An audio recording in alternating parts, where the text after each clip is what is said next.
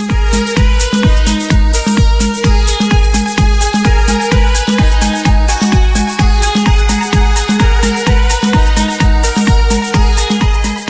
ូមស្វាគមន៍និងស្ដាប់តម្រុយឆ្នោតយួនប្រចាំថ្ងៃដើម្បីជាកម្លាំងចិត្តសូមពុកម៉ែបងប្អូនចុច like និងសញ្ញាជាម្នាក់មួយផងដើម្បីទទួលបានតម្រុយថ្មីប្រចាំថ្ងៃតម្រុយឆ្នោតយួននៅថ្ងៃនេះគឺថ្ងៃទី12ខែធ្នូឆ្នាំ2025ដើម្បីកុំឲ្យខាតពេលយូរសូមស្ដាប់តម្រុយឆ្នោតពី admin មានលេខ99588731 CD